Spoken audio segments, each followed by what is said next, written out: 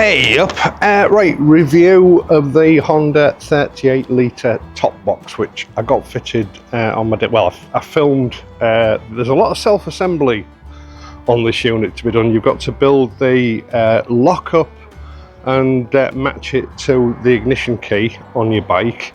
You've also got to assemble the lock onto the clasp system down here, which turned out to be a bit of an adventure. And then you've got to fit the adapter plate onto the actual rack that I fitted last week. So there's quite a lot to take in there. So what I'm going to do, I'm going to review the box today and put you out of your misery. And then tomorrow I'm going to put in an additional video covering part of the assembly, followed by the final part, hopefully on Friday, covering the final part of the assembly and how it all fits together.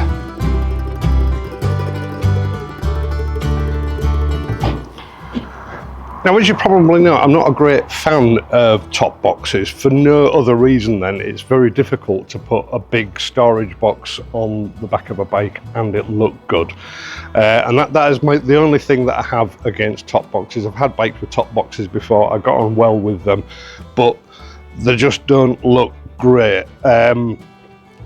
But what I can't ignore is the practical side of having one. Now, like I say, I put this all together on my day off because we needed to get out that afternoon to do a little bit of shopping. I wanted to take Paula on the back, and then we went out on it again for a longer run on Sunday. And you know, now I've got used to it. I sort of wouldn't be without it, and I knew that would happen. You know, they are immensely practical things, and the more practical your bike is, the more you're going to be inclined to use it. You know, there are so many times in the past where myself and Paula have needed to go out and do something, but it's just not been practical to take the bike because of what we do. We might need to carry either there or carry back. In a large way, not 100%, but in a large way, this 38-litre box sort of dials that out of the equation. So I'm much more likely to be using the bike now than I was before. Now, the other thing, oh, actually, just anecdotally, on Sunday we parked up next to a brand new BMW GS 1300 with the posh plastic or ABS top box and luggage on it. This thing dwarfs that, so you know, 38 litres is a very useful capacity, as we've already discovered. Now, the other main reason for me fitting this, it wasn't so much for storage, although, you know, that was a secondary consideration. As you know, Paula had an operation last year. She does have trouble reaching behind her and feeling secure and comfortable on a bike at the moment. Whether that's going to be a permanent thing or temporary isn't quite clear yet. But this box basically was integrated into this bike so that it acts as a backstop. That makes her feel like, you know, for a start, she doesn't feel the need to hold on to the bars at the side, and I'll talk about the bars in a moment. She can just put her hands on her knees or you know, hold on to me or whatever. It makes it much more comfortable and secure for her. She can lean back on this and it will take her weight. And also in the fitting, this has a backrest on it, a sort of cushioned backrest. In the fitting, I will go on to how to put that on. I will add though that doesn't come standard with the box kit. That is an optional extra. Now, just talking about the bars at the side, these, you know, I don't know whether you remember me commenting when I fitted the back rack. This is a very wide back rack, very wide. Honda have specifically designed this not just to accommodate the box, but as a grab handle for a pillion passenger. And Paula did comment that obviously when she first got on the bike, her instincts were to sort of reach for the grab rail as she does on most of the bikes, and she was surprised that not only because of that width, these fall really easily to hand. You know, very, very easy to use compared to any other grab rail that she's used in the past. Also, there's plenty of finger space. She has commented on the past with, you know, racks that are also designed to be a grab rail, that quite often there's only very limited finger space you know, to get your fingers through and hold on, which can become uncomfortable after a while. This is so wide, you know, you've got loads of room for your fingers, so you know, that has been designed really, really well. The other thing that I will add is I didn't realise when I was actually fitting the rack, but it is actually colour coordinated to match the frame. So it all, despite the fact it is a big bulky thing, it all sort of you know, keys in very nicely with the rest of the bike. I think it gives it quite a purposeful look. I'm still not sold on the aesthetics of a top box, but I cannot deny the usability of a top box. I think this has got a carrying capacity of 6 kilograms, if I remember correctly. I've certainly put a big load, you know, a big full carrier bag, overflowing carrier bag of shopping in there, and there was still more room, and it must have been close to 8 or 9 kilograms. It doesn't affect the handling of the bike at all. It doesn't affect you know, pulling it into the garage to get it parked up. It is a bit of a psychological barrier because it looks bulky, but obviously because it's ABS plastic, it weighs virtually nothing, so it doesn't upset the handling of the bike in any way, with or without weight in it. You know, it's seamless when you're riding the bike.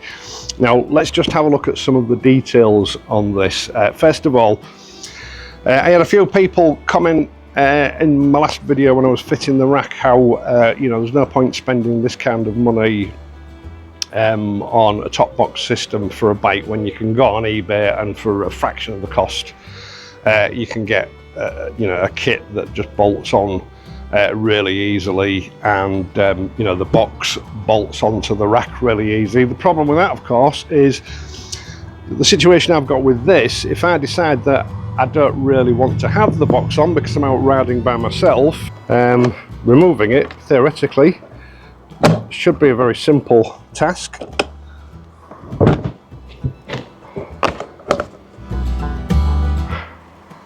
And you know, instantly cleans up the bike, the look of the bike. When I don't need the top box, it takes a couple of seconds to remove it.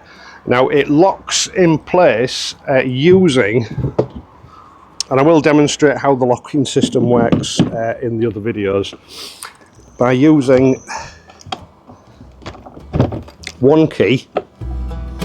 It's as simple as that. That's now locked in place.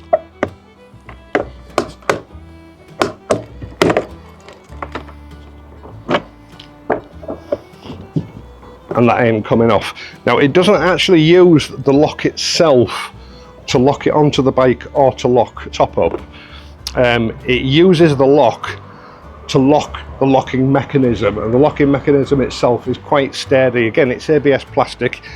You might be able to strain it, you might be able to bend it, but you won't break it. So it'll be incredibly difficult to force this off. Probably more trouble than it's worth, if I'm honest. Now inside, we've got a totally flat bottom. One thing I noticed about that GS one, it was sort of dished up at the back, which it's going to, you know, cause problems with you putting things in there depending on what you're loading in. It wasn't, I mean, it looked quite nice. It was sort of an oval shape, but you know, packing things into ovals isn't always very convenient. You know, this is a big rectangular box. You've got almost as much storage in the top as you have in the bottom. What I mean by that is the lid is very tall, so it's about half and half, although when you put things in here they may be sticking up into there, up to here, it will still accommodate it fairly easily. Paula easily gets her helmet in here, and we can stick all our gloves and bits and pieces. You know, I can leave a camera in there if need be. There's still plenty of room. And what we did actually find with this, what was useful for both myself and Paula, is while we was in Beverley, you know, we were doing a bit of shopping. You don't want to carry your bags around. We just kept coming back to the bike and putting things in and locking them away. I know these things aren't 100% safe, but I think if you just use a bit of common sense, it's very handy. It's like having a boot of a car where you can, you know, just put things in there and then continue about your day without having to worry about them. So yeah, it's flat bottomed, it's reasonably rigid. There is a little bit of flexibility there, but it's ABS, it's designed to be like that. It's got rubber hinge stays, or maybe plastic hinge stays, to stop the box from falling back too far, one at each side. All the usual stuff that you would expect. Now, waterproofing, we've got a smooth lip all around the top of the box, and then in the lid of the box we've got a soft rubber seal, so that when you close it down, that rubber seal engages with that lip and theoretically should make it watertight. I mean, I've not used the bike in the rain yet because we've had glorious weather the last few days, but I'm pretty confident that that design is going to keep water out. You know, security and weatherproofing, also, you know, the ability to easily remove it from the bike if you want to. All good there, and nothing to complain about. It's working very well. Now on the top we have this brushed anodized aluminium plate. Now, looking at this, I mean, it almost looks as though something is meant to engage into those. Maybe there is some sort of you know, accessory rack or something that can be put on there. I don't know, I can't find one, but it sort of gives that impression. I think the idea of this on the top is to give you the ability to you know, sort of pack something onto the top of there, whether it be a bag or a tent or whatever. As I pointed out in the last video, the rack itself does have some sort of sticking out spines to enable you to attach a bungee cord to it. So it seems to me that providing you're not putting too much weight on it, which like say the total weight of the box, you could strap a tent or something bulky but light onto that to give yourself a bit of extra carrying capacity. I'm not sure how good the aluminium is going to look long term with something like that. That's why I sort of suspect there might be an intention of producing some sort of accessory rack or something to go on top of that. It'd certainly be a good idea. But yeah, so you know, that's an extra level of functionality.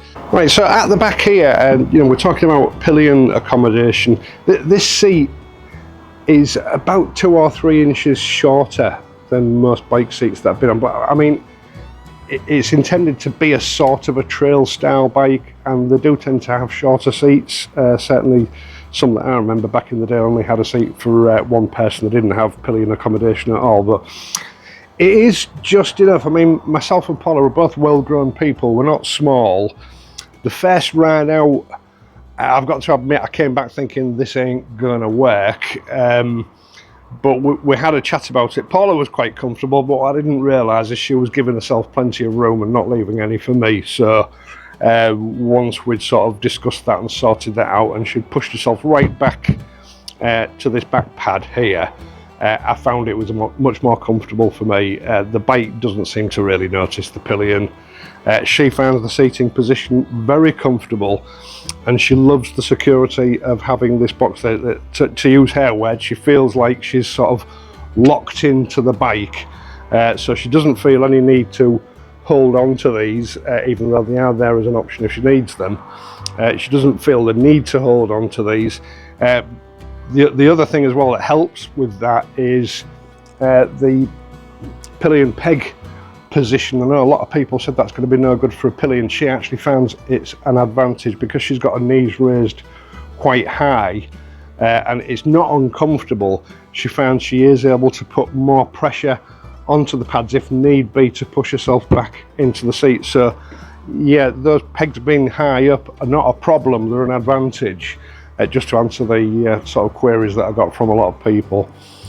So yeah, accommodation for pillion and rider isn't the best, but actually, you know, the second day out when we'd sorted out what we needed to do, it just required a little bit of thought and communication. Actually, I found that the bike worked out really well with Paula on the back, and as I say, she loves that ability to sort of, you know, put a weight on the back of here, because that, you know, that doesn't come into the 6 kilogram load weight. Because I'm going to say this because I know people will chime in and say, well, it's only got a 6 kilo load weight, and Paula don't weigh 6 kilos.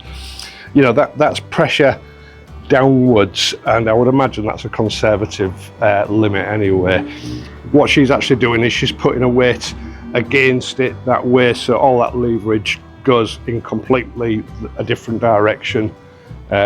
you know, when it comes to regards to the weight limits of the actual rack and box itself. So yeah, she found it great, she loved it. Now the locking mechanism is designed so that you can't unlock the box from the bike unless, I mean, that's in the locked position. I'll start from the beginning. And you have to undo the latch for the top of the box before you can get access to the latch properly to turn that up to unlock the box from the bike, which, you know, it's a good design feature. It's like I say, this lock doesn't lock it onto the bike and lock the top, it locks the mechanism up so that it can't be operated. So it's quite a good design feature in my view. The other thing is you can't properly engage the top latch without it being locked onto the bike, and you can't sort of walk away and leave the box unlocked. It's designed so that you know, you have to turn the key to the locked position to be able to get it out. And as I say, I'll be going through the building of the lock barrel in the next video. So yeah, all in all, I'm quite impressed with it. I mean, you know, you do get cheap and nasty top boxes. This isn't one of them. I know a lot of people grumbled about the price. People grumble about the price of everything. You know, when times are hard, that is the time that manufacturers cannot reduce the prices, because otherwise they put themselves out of business. Things cost what they cost. This is a really well designed box. The entire system is really well designed. It's very robust. It's not the worst looking top box I've ever seen. But you know, if you want to go and buy something cheap for 150 quid or whatever the cost on eBay, knock yourself out, but don't brag to me that you saved, you know, loads of money and your box is better than mine. I had a conversation with a guy the other day that when he actually got into the nuts and bolts of what he'd actually bought, it was obviously a way inferior product compared to something like this. You know, it's from Honda, it's been well thought out, it's very high quality, it's easy to put on and easy to remove. It easily holds a full-faced helmet. It will only hold one helmet. I was still forced to use my bag and carry mine around with me, but you know, again, with the situation that Paul has got at the moment, it meant that it freed hair up from a helmet. I had to carry mine around. It easily accommodates it, no problem at all. You've got plenty of space, and there's still plenty of space there for other bits and pieces. You know, it's by no means full. It's just that it's only designed to hold one helmet. So yeah, on the whole, very pleased with it. It's like I say, you know, you pay your money, you take your choice, you buy cheap, there will be drawbacks to it. You spend the money on an accessory, and I've always been an advocate of this: buy the best you can afford. Now I think this is a sort of a universal Honda top box. The only variations you will get for other models obviously will be the rack. It'll use the same adapter plate, but you know, the rack will be different for different bikes. On the whole, this is a really good ergonomic design for general use. I can't find any real faults with it, to be quite honest. Putting it together was a bit of an education. I did use the instructions. I did find at one point following the instructions didn't work. I had to switch some threaded tabs around and put them in the opposite way around to what Honda says to do in the instructions, and then everything worked fine. So there is a little bit of problem solving, although it's not that bad. We've got the lock build coming up tomorrow with the fitting of the clasp system onto the box. There I'll show you how it actually engages onto the adapter plate, and then on Friday we'll have the fitting of the adapter plate and you know, just showing you how it all comes together. So once again, thank you so much for taking the time to watch this and my other videos, and in doing so helping to support this channel. I really do appreciate it. I'd also appreciate it if you would leave a like, hype this video, and become a subscriber if you're not already a subscriber. There are other ways you can help me out via my Patreon page, PayPal donations, or by using the super thanks button down below. I'll be back tomorrow, so until then, ride safely and I'll see you soon.